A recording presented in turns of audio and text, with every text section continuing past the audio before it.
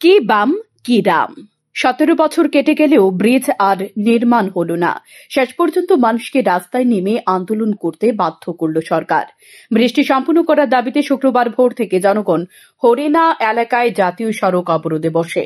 অভিযোগ, হরিণা চালতা ছড়ি সড়কের ব্রিজ দীর্ঘ 17 বছর ধরেই সংস্কার চলছে, কাজ সমাপ্ত করার নামগন্ধ নেই। তীব্র তিক্ততার শিকার হয়ে উঠেছে গ্রামবাসী।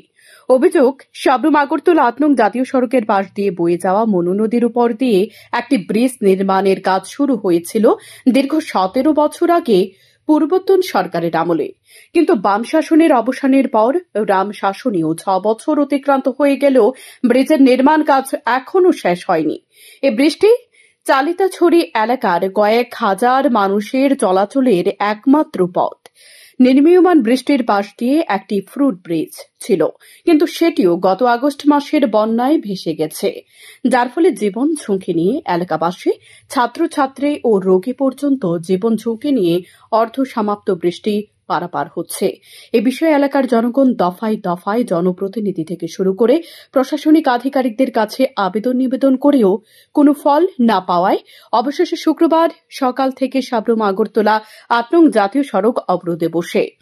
এই অবরোধে ছাত্রছাত্রীরাও অংশগ্রহণ করে। অবশেষে বেলা 10টা পর্যন্ত অবরোধ চলার পর প্রশাসনের হস্তক্ষেপে এনবিসিসির ডেপুটি জেনারেল ম্যানেজার আগামী ফেব্রুয়ারি মাসের মধ্যে বৃষ্টির নির্মাণ কাজ শেষ করা হবে বলে লিখিত প্রতিশ্রুতি দিলে জাতীয় সড়ক অবরোধ প্রত্যাহার করে এলাকার জনগণ।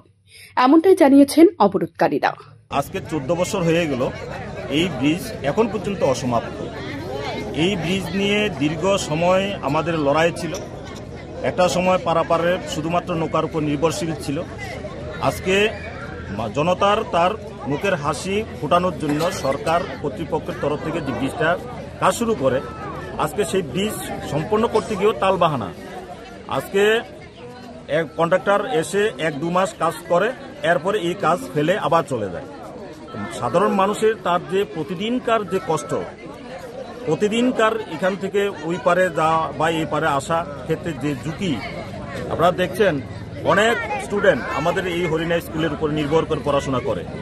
আমাদের এখানে একটা নার্সারি আছে, একটা গার্লস স্কুল আছে, একটা বয়েজ হাই সেকেন্ডারি স্কুল আছে।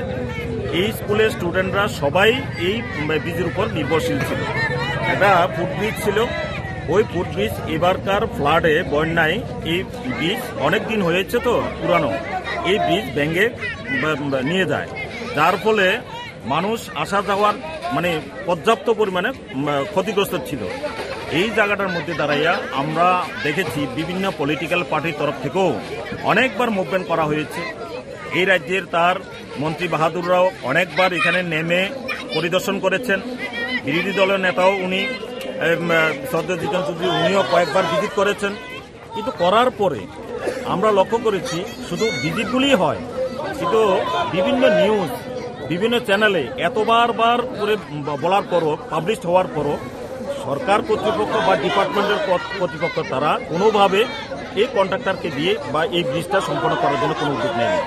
স্বাভাবিকভাবে এত বছর মানুষের তার যে কষ্ট, তার যে বিভিন্নভাবে যে সমস্যা, এই সমস্যাটাকে মাথায় রেখে বিকল্প অন্য কোনো পথ বেছে না নিয়ে শেষ পর্যন্ত এই জাতীয় সড়ক অবরোধের তার পথে বেছে নিয়েছে।